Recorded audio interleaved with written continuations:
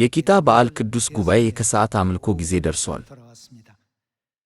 በዛሬው በዓል የአባትና የእናትን መሥዋዕትነትና በመስቀሉ በኩል የገለጹትን ፍቅራቸውን በልባችን በመቅረጽ ያለፈውን ኃጢአታችንን በጥልቀት እናስብና ንስሐ እንግባ።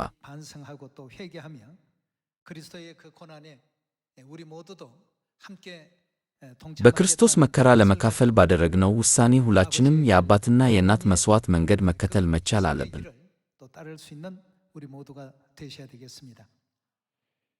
ዛሬ ያማረ ንስሐቼ በሚል የስብከት ርዕስ ከሰዓት በሚከበረው የቂጣ በዓል አምልኮ ላይ የእግዚአብሔርን ቃል እንመልከት።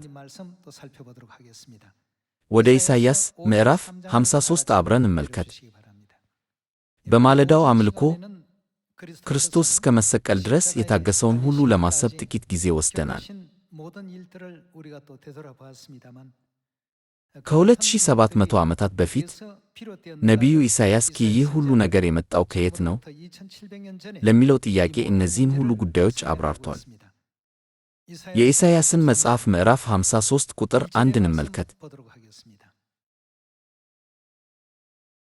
ምዕራፍ 53 ቁጥር 1 የሰማነውን ነገር ማን አመነ? የእግዚአብሔርስ ክንድ ለማን ተገለጠ? በፊቱ እንደ ቡቃያ ከደረቅም መሬት እንደ ወጣ ሥር በቀለ። የሚስቡበት ወይም ግርማ የለውም፣ እንድንወደውም የሚያደርግ መልክ አልነበረውም።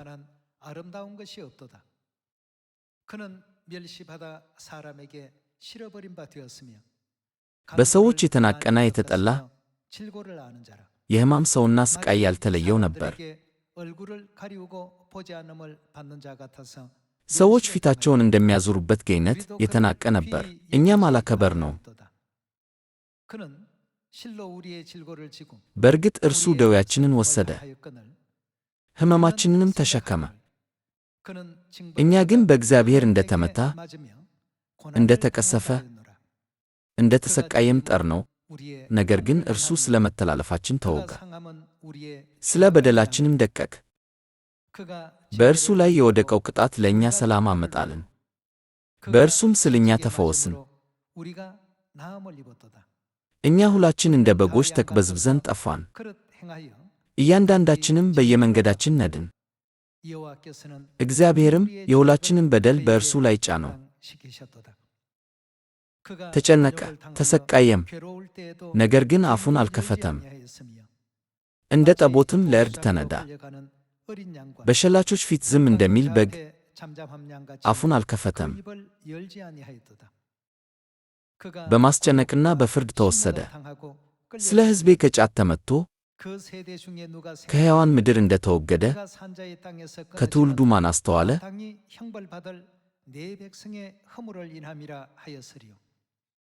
በአፉ ተንል ሳይገኝበት ምንም ወንጀል ሳይሠራ አሟሟቱ ከክፉዎች መቃብሩም ከባለጠጎች ጋር ሆነ። መድቀቁና መሰቃየቱ ግን የእግዚአብሔር ፍቃድ ነበር። እግዚአብሔር ነፍሱን የገጫት መሥዋዕት ቢያደርገውም እንኳ ዘሩን ያያል፣ ዕድሜውም ይረዝማል። የእግዚአብሔር ፍቃድ በእጁ ይከናወናል። ከነፍሱ ሥቃይ በኋላ የሕይወት ብርሃን ያያል፣ ደስም ይለዋል። ጻድቅ ባሪያዬ በእውቀቱ ብዙዎቹን ያጸድቃል፣ መተላለፋቸውንም ይሸከማል። ስለዚህ ድርሻውን ከታላላቆች ጋር እሰጠዋለሁ፣ ምርኮውን ከከያላን ጋር ይካፈላል። እስከ ሞት ድረስ ሕይወቱን አሳልፎ በመስጠቱ ከክፉ አድራጊዎችም ጋር በመጠሩ የብዙዎችን ከጫት ተሸከመ። ስለ ከመፀኞችም ማለደ።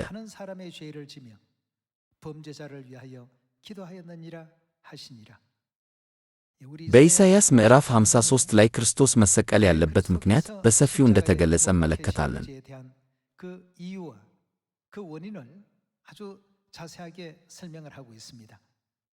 ዛሬ ክርስቶስ የተሰቀለበት ቀን ነው። የቂጣ በዓል በዋነኛነት የክርስቶስን ሥቃይና ስቅለት የምናስታውስበትና የምናሰላስልበት ጊዜ ነው።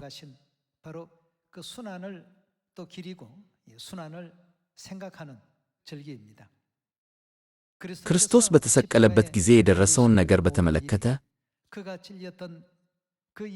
ነገር ግን እርሱ ስለ መተላለፋችን ተወጋ፣ ስለ በደላችንም ደቀቀ። በእርሱ ላይ የወደቀው ቅጣት ለእኛ ሰላም አመጣልን፣ በእርሱም ስለ እኛ ተፈወስን። ነቢዩ ኢሳይያስ እነዚህን ዘገባዎች ከ2700 ዓመታት በፊት በመጽሐፍ ቅዱስ ውስጥ አስቀምጧቸዋል። ኢየሱስ ወደዚህ ምድር ከመምጣቱ ከ700 ዓመታት በፊት እግዚአብሔር ምክንያቱም በነቢያት በኩል ገልጦልን በእነዚህ ትንቢቶችም ሲያበራልን ቆይቷል።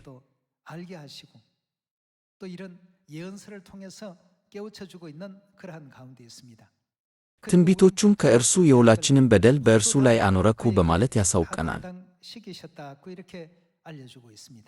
በኢሳይያስ ምዕራፍ 53 ላይ ያሉትን እነዚህን ቃላት ስናነብ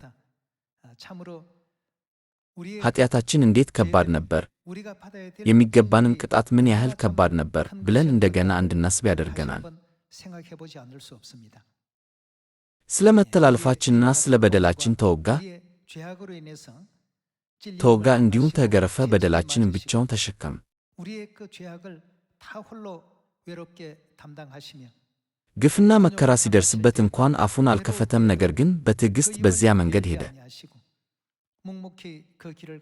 ሰማያዊ አባታችን፣ የነገሥታት ንጉሥና የጌቶች ጌታ በፍጥረቱ ውርደትና መገፋት ገጥሞታል፣ መንገዱን በዝምታ ተቋቁሟል። ሁል ጊዜ ሕይወቱን በልባችን በመቅረጽ ዋጋ ልንሰጠው እንደሚገባ አምናለሁ። ስለዚህ ዛሬ እንደገና ሁላችንም ክርስቶስ የተሰቀለበትን ቀን ልናስብና ላለፉት በደሎችና መተላለፎች ሁሉ የንስሐ ታሪክ በእያንዳንዳችን መካከል እንዲፈጸም ማድረግ አለብን።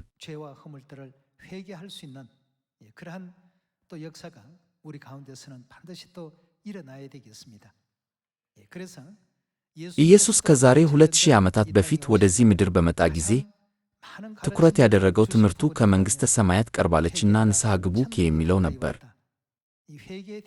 ለንስሐችን ብዙ ልመናዎችን እንዳቀረበ እናያለን። አሁን መንግሥተ ሰማያት ቀርባለች፣ እኛም የቂጣ በዓልን እያከበርን ነው። ክርስቶስ በመስቀል ላይ በሞተበት ቀን እንደገና በጥልቀት ካሰብን ንስሐ የገባንና የቀረበውን መንግሥተ ሰማያትን የምንቀበል መሆን አለብን። ታዲያ እውነተኛ ንስሐ እንዴት ሊገኝ ይችላል? ምን ዓይነት ባሕሪና እርምጃ መውሰድ አለብን? ንስሐ መግባት ለኃጢአታችን ማወቅና መጸጸትን ብቻ ሳይሆን እነዚያን ኃጢአቶች እንደገና ላለመስራት ቁርጥ ውሳኔ በማድረግ የተለወጠ ሕይወት መኖርንም ይጨምራል።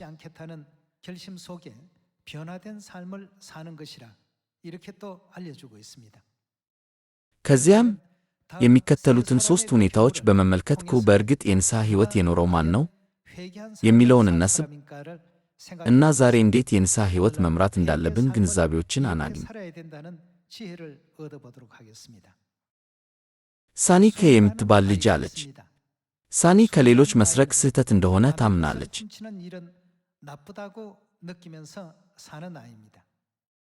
ሞሊ የምትባል ልጅ አለች። ሞሊ የሌሎችን መስረቅ ስህተት እንደሆነ ይሰማታል። እናም ከዚህ በፊት በመልካም ሥራዎችን በመሥራት ለሠራችው ኃጢአት ሁሉ ለማስተሰረይ ትጥራለች።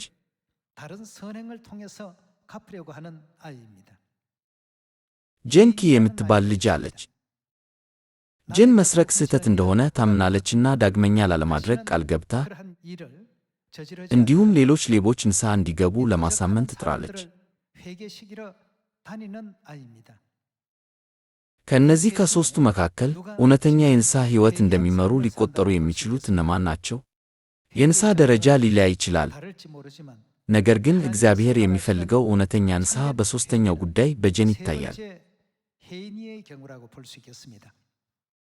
ለኃጢአቱ የሚጸጸትና ከእንግዲህ በዚህ ኃጢአት አልተባበርም ብሎ የወሰነ አንድ ሰው እንዲህ ያሉ ድርጊቶችን የሚፈጽሙትን ሌሎች ንስሐ እንዲገቡ ለማሳመን ይቀጥላል። ስለዚህም ኢየሱስ ወደዚህ ምድር በመጣ ጊዜ በመጀመሪያ ካሳየን ነገር አንዱ በማርቆስ ምዕራፍ 1 ላይ ተመዝግቦ ነበር። በዚያም ከጠዋት ጀምሮ በዚያ ደግሞ እሰብክ ዘንድ በአቅራቢያ ወደሚገኙ መንደሮች ወደ ሌላ ቦታ እንሂድ የመጣሁት ለዚህ ነው በማለት ተናግሯል። የማርቆስ ወንጌል ምዕራፍ 1ን አብረን እንክፈት። የማርቆስ ወንጌል ምዕራፍ 1 ቁጥር 35 ማለዳም ገና ጎህ ሳይቀድ ኢየሱስ ተነስቶ ከቤት ወጣ። ወደ አንድ ገለልተኛ ስፍራም ሄዶ ይጸልይ ጀመር። ስምዖንና ባልደረቦቹም ተከትለው ይፈልጉት ጀመር። ባገኙትም ጊዜ ሰው ሁሉ ይፈልግሃል አሉት። እርሱም ከዚህ ተነስተን በአቅራቢያ ወዳሉት መንደሮች እንሂድ፣ እዚያም ልስበክ፣ የመጣሁት ለዚሁ ነውና አላቸው። በሉቃስ ወንጌል ምዕራፍ 19 ቁጥር 10 ላይ የጠፉትን ልፈልግና ለማዳን መጣሁ ሲል፣ በማርቆስ ወንጌል ግን ልሰብክ መጣሁ ይላል። ከዚያም ለመዳን ማድረግ ያለብን በጣም አስፈላጊና ትልቁ ሥራ ምን እንደሆነ መልሱን ማግኘት እንችላለን አይደል? መስበክ ነው። የሉቃስ ወንጌል ምዕራፍ 19ን እንመልከት። የሉቃስ ወንጌል ምዕራፍ 19 በሉቃስ ምዕራፍ 19 ቁጥር 10 ኢየሱስ እንዲህ ይላል፣ ምክንያቱም የሰው ልጅ የመጣው የጠፋውን ሊፈልግና ሊያድን ነው። እዚህ የሰው ልጅ ኢየሱስን ነው የሚያመለክተው አይደል? ኢየሱስ ወደዚህ ምድር የመጣበት ምክንያት፣ በሌላ አነጋገር የመምጣቱ ዓላማ ነበር። ሊፈልግና ሌላ ምን ሊያደርግ ነው የመጣው? የጠፋውን ሊያድን። ታዲያ ከልቡ ንስሐ የገባ ሰው እንዴት ነው የሚያሳየው? አንድ ሰው ንስሐ መግባቱን ወይም አለመግባቱን የሚያሳየው ማስረጃው ምንድን ነው? ሌሎች ኃጢአተኞችን ወደ መዳን መንገድ ሲመራና ሲያግዝ እግዚአብሔር የእውነተኛ ንስሐ እውነተኛ ማስረጃ አድርጎ ይመለከተዋል። ሁላችንም ወደ ሉቃስ ምዕራፍ 15 አብረን እንሂድ። የሉቃስ ወንጌል ምዕራፍ 15 የሉቃስ ወንጌል ምዕራፍ 15 ቁጥር 10 እንመልከት። እላችኋለሁ እንደዚሁም ሰው በሚገባ በአንድ ኃጢአተኛ በእግዚአብሔር መላእክት ፊት ደስታ ይሆናል።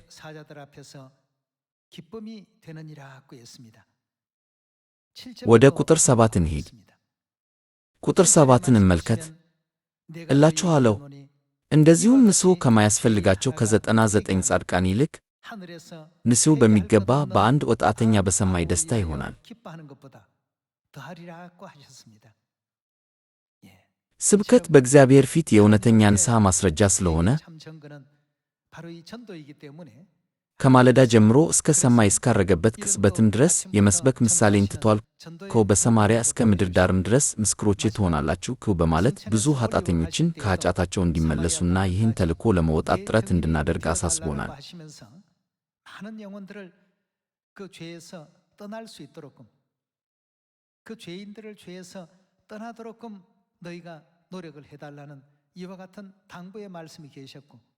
ቃል ኪዳኑንም ትቶልን ነበር፣ እኔም እስከ ዓለም ፍጻሜ ድረስ ሁልጊዜ ከእናንተ ጋር ነኝ። ማቴዎስ ምዕራፍ 28 ቁጥር 18ን እንመልከት። የማቴዎስ ወንጌል ምዕራፍ 28 ቁጥር 18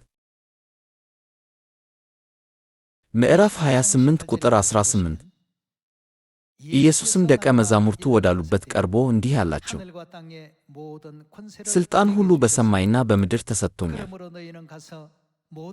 ስለዚህ ሂዱና ሕዝቦችን ሁሉ በአብ በወልድና በመንፈስ ቅዱስ ስም እያጠመቃችኋቸው ደቀ መዛሙርት አድርጓቸው፣ ያዘዝኋችሁንም ሁሉ እንዲጠብቁ አስተምሯቸው፣ እኔም እስከ ዓለም ፍጻሜ ድረስ ሁልጊዜ ከእናንተ ጋር ነኝ። ይህ ኢየሱስ በምድር ላይ የተወው የመጨረሻ ቃል ነው። በሌላ አነጋገር ይህ በጣም ወደሚያምር ንስሐ እንድንደርስ ልመናው ነው። የሰኒ ሞሊና የጄን ታሪኮችን ተመልክተናል። እነዚህ ሦስቱ ቢያንስ አንድ ጊዜ ከሌሎች የመስረቅ ታሪክ ያላቸው ተማሪዎች ናቸው። ይሁን እንጂ ሦስቱ እያንዳንዳቸው የተለያዩ ሐሳቦች ነበሯቸው። ሰኒ ከሌሎች መስረቅ መጥፎ ነው በሚል መሠረታዊ ስሜት ንስሐ ገባች እና ሞሊም የሌሎችን መስረቅ መጥፎ እንደሆነ ተሰምቷታል። ሳታስተካክል የቀደመውን ኃጢአቴን በሌላ መልካም ሥራ እከፍላለሁ የሚለውን ሐሳብ ብቻ ያዘች። ጄን የሌሎችን መስረቅ ስህተት እንደሆነ ተሰምቷት ነበር። ስለዚህ መስረቅን ማቆም ብቻ ሳይሆን ሌሎች ሌቦችንም ወደ ንስሐ እንድትመራ አድርጋለች።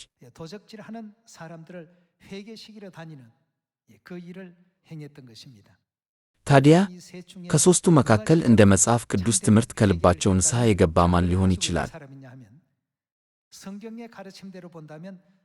ሦስተኛዋ ጄን። እኛ ደግሞ ሁልጊዜ የእውነተኛ ንስሐን ማስረጃ በእግዚአብሔር ፊት ይዘን መሄድ አለብን። የንስሐችን ማስረጃ በሰማርያና እስከ ምድር ዳር ድረስ ያለውን የአዲሱን ኪዳን እውነት ሙሉ በሙሉ ማወጁ አይደለም። ለዚህም ነው በአንደኛ ተሰሎንቄ ምዕራፍ 2 ላይ እግዚአብሔር ይህንን አደራ የሰጠው በእርሱ ዘንድ ተቀባይነት ላላቸው ብቻ ነው ተብሎ የተጻፈው። በሌላ አነጋገር እነዚህን ሁሉ ሥራዎች አደራ የሰጣቸው ንስሐ ለገቡት ብቻ ነው። ይህንን በአንደኛ ተሰሎንቄ ምዕራፍ 2 ላይ እናረጋግጥ። አንደኛ ተሰሎንቄ ምዕራፍ 2 ቁጥር 3 መጽሐፍን እመልከት።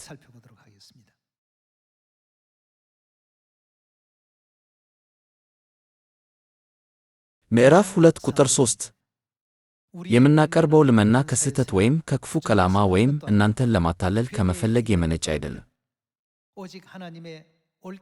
ነገር ግን ወንጌልን በገደራ ለመቀበል እግዚአብሔር ብቁ አድርጎ እንደ ጠራቸው ሰዎች ሆነን እናገራለን። ይህንም የምናደርገው ልባችንን የሚመረምረውን እግዚአብሔርን እንጂ ሰዎችን ደስ ለማሰኘት ብለን አይደለም። ለወንጌል እንዴት አደራ ሊሰጠን ይችላል? እግዚአብሔር አጸደቀን ማለት እንደ ጻድቅ ቆጥሮናል ማለት ነው።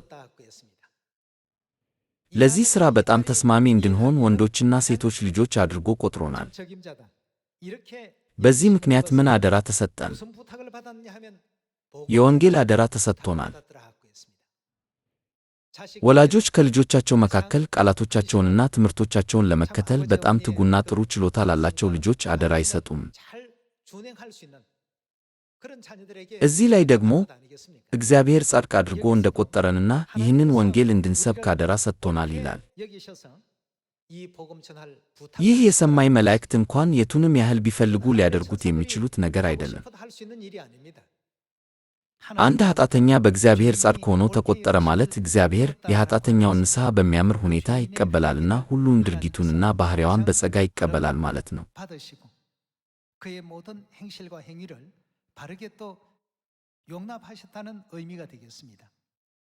እግዚአብሔር በእርሱ የተመረጡትን ኃጢአተኞች ወንጌልን አደራ እንዲሰጣቸው ይጠይቃቸዋል። ሌሎች ኃጢአተኞችን ወደ ንስሐ መምራት መቻል አንድ ሰው በእውነት ንስሐ እንደገባ ሕያው ማስረጃ ነው ሊባል ይችላል።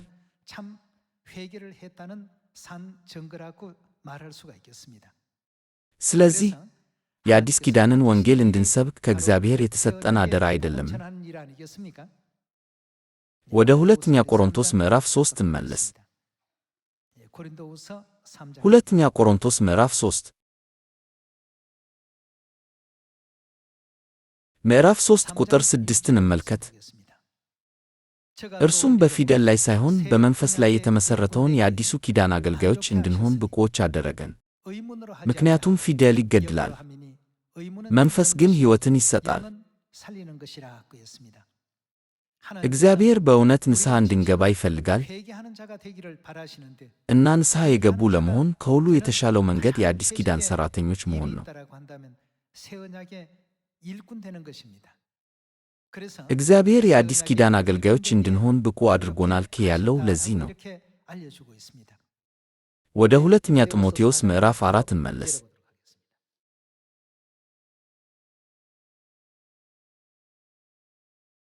ሁለተኛ ጢሞቴዎስ ምዕራፍ 4 ቁጥር 1 በእግዚአብሔር ፊት እንዲሁም በሕያዋንና በሙታን ሊፈርድ ባለው በክርስቶስ ኢየሱስ ፊት መገለጡንና መንግሥቱን በማሰብ ይህን አደራ እልሃለሁ። ምን እናድርግ? በእግዚአብሔር መንግሥት ቃሉን ለመስበክ በመንግሥቱ ላይ ምን አደራ ሰጥቶናል? መንግሥቱን በማሰብ ይህን አደራ እልሃለሁ። ቃሉን ስበክ። ጊዜው ቢመችም ባይመችም ዝግጁ ሁን። ይህ ምን ማለት ነው? እርግጥ ነው ራሳችንን ለሁሉም ነገር ብናደርግ መልካም ነበር። ነገር ግን መቼም ሰነፍ መሆን የለብንም። በተለይ የእግዚአብሔርን ቃል በመስበክ ትጉ መሆን አለብን። በዘመናዊ ቋንቋ በጊዜውም ያለ ጊዜም በቀላሉ በማንኛውም ጊዜ ያለ አንዳች ልዩነት ተብሎ ተቀምጧል። ቃሉን ስበክ ሲል አጋጣሚ ሲኖር ብቻ ሳይሆን በማንኛውም ጊዜ ነው። በታላቅ ትዕግሥትና በማስተማር አቅና ገስ አበረታታም። ቁጥር 3 ምክንያቱም ሰዎች ትክክለኛ የሆነውን ትምህርት የማይቀበሉበት ጊዜ ይመጣል። ከዚህ ይልቅ ለገዛ ምኞቶቻቸው የሚስማማውን የሚያሳክክ ጆሮአቸው ሊሰማ የሚፈልገውን እንዲነግሯቸው በዙሪያቸው ብዙ አስተማሪዎችን ይሰበስባሉ።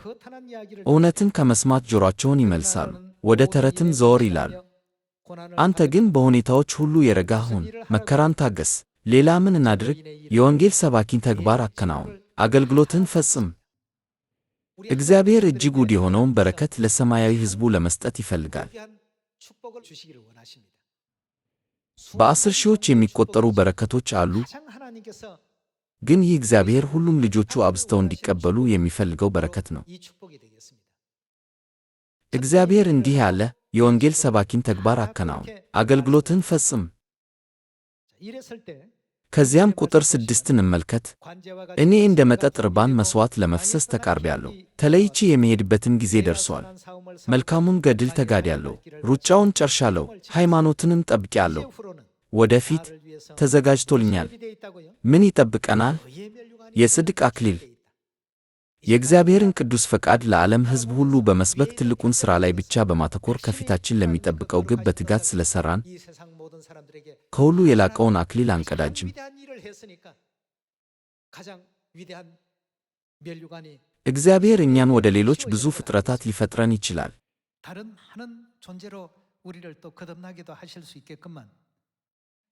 እኛን የአንድ ድርጅት ፕሬዝዳንት፣ የኮርፖሬሽን ሊቀመንበር፣ የአንድ አገር ፕሬዝዳንት፣ አልፎ ተርፎም ከፍተኛ የመንግሥት ሥልጣን ላይ ያለ ሰው ሊያደርገን ይችል ነበር። ከዚህ ይልቅ እግዚአብሔር የአዲስ ኪዳን ብቁ ሠራተኞች እንድንሆን አድርጎናል።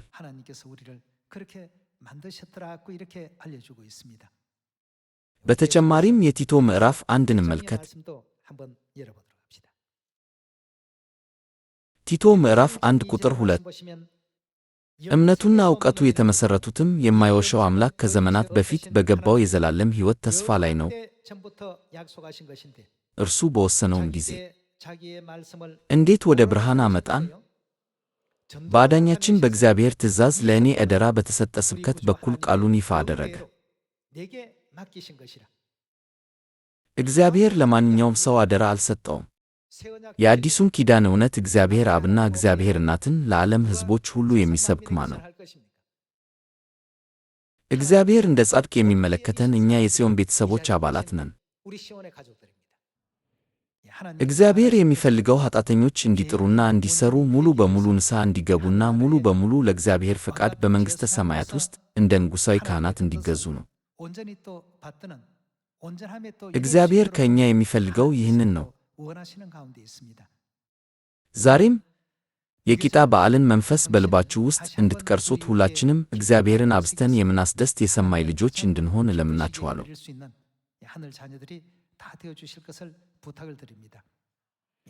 ያለፈውን ኃጢአታችንን ስንረዳናና ንስሐ ስንገባ አባትና እናት ከእኔ ምን ይፈልጋሉ ብለን ራሳችንን እንጠይቅ። እግዚአብሔር እኛን ለመፈለግና እኛን ለማስደሰት ወደዚች ምድር የመጣው ለሥጋው፣ ለደሙ፣ ለሥልጣኑ፣ ለክብሩ፣ ለግርማው ሳይራራ ነው። በተጨማሪም በዚህ የቂጣ በዓል ዛሬ በእኛ ቦታ በመስቀል ላይ ሞተ። ስለዚህ የክርስቶስን በመስቀል ላይ መሞትን ከልባችን በፍጹም ሳንረሳ፣ ነገር ግን የክርስቶስን ሕይወት በሚያምርና በጸጋ እስከ መጨረሻው እንከተል። ይህ ዓመት ሁሉም የሰማይ ልጆች ለሰማያዊ አባትና ለሰማያዊ እናት ደስታና ክብር የሚያመጡበት ይሁን። በአሁኑ ሰዓት ከእኩለ ሌሊት እስከ ዛሬ ከሰዓት 9 ሰዓት ድረስ ጾም ላይ ነን። ይህን ያህል አጭር ጊዜ ብንጾም እንኳን ምን ያህል ፈታኝና የሚያም ነው። ነገር ግን ክርስቶስ በዳግም መምጣቱ ለ37 ዓመታት የመራው የወንጌል ሕይወት በቃላት ሊገለጽ አይችልም። ዛሬ ቤተ ክርስቲያናችን የእኛ መኖር እና የወደፊት ሕይወታችን ሁሉ ከእግዚአብሔር መሥዋዕትነት የመነጨ ነው። በዚህ እውነታ ላይ በጥልቀት እንድናሰላስልና ለሰማይ አባትና የሰማይ እናት ደስታ እንድንሰጥ በእውነት በሚያምር እና በቅንነት ንስሐ እንድንገባ ተስፋ በማድረግ የከሰዓት በኋላ ስብከትን ማጠቃለል እፈልጋለሁ። በጣም አመሰግናለሁ።